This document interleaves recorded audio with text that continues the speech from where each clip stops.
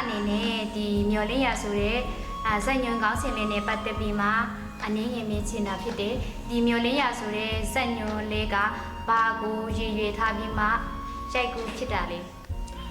ဘာကိုအဓိကရည်ရွယ်ထားရလဲဆိုရင်တော့ဒီယုံကြည်သူလူငယ်တွေအနေနဲ့ပေါ့နော်အိမ်ထောင်ရေးဘက်ကိုရွေးချယ်တဲ့အခါမှာစိတ်မြန်လက်မြန်နဲ့မလုံးမိဖို့အဓိကထားပြီးတော့မှရည်ရွယ်ထားတာဖြစ်ပါတယ်ရှင်ဒါဆိုလို့ရှိရင်လူငယ်တွေကဘေးဟာကိုအဓိကထားပြီးမှရွေးချယ်တင်လေအမတစ်ချက်လောက်ပြောပြလို့ရလားယုံကြည်သူလူငယ်တွေအနေနဲ့ဒီရုပ်ရည်ပကာသနာတွေစီးစိမ်တွေ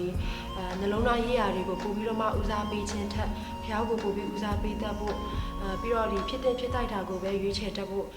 လိုက်ကူပေးထားတာဖြစ်ပါတယ်ရှင်ဒီစိုက်ညွန့်လေးကိုကြည့်တဲ့ခါမှာတော့ကျမဘာကိုသဘောကျတယ်လေဆိုလို့ရှင်မင်းသားဟာဆိုလို့ရှင်သူက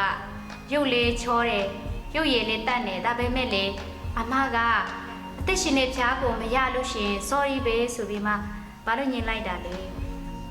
ဘာလို့ညင်ပေးရတာလဲဆိုရင်လူတွေရဲ့အချစ်ကခဏလေးပဲပေါ့နော်ဖျားရဲ့အချစ်ကဆိုလို့ရှိရင်တက်တက်လုံးတည်တယ်ဒါကြောင့်မို့လို့ဖေရာနဲ့ဖြစ်ဖြစ်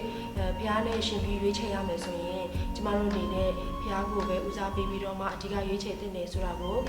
ဒီဇက်ကားလေးကမြေမောင်ထိုးရိုက်တာပေးထားတာဖြစ်ပါတယ်ရှင်ပြီးတော့ဒီမျော်လင့်ရာဆိုတဲ့ဇက်ကားလေးကအပိုင်းနဲ့ထွက်ဖို့လည်းရှိပါသေးတယ်ရှင်အားလုံးပဲကြည့်ရှုပေးဖို့မေတ္တာရက်ခံပါတယ်ရှင်အားလုံးပဲဖျားလူတော်ရှိတဲ့အင်ထောင်ရေးကိုတည်ဆောက်နိုင်ပါစေအားလုံးပေါ်မှာဖျားရှင်ကောင်းချီးပေးပါစေ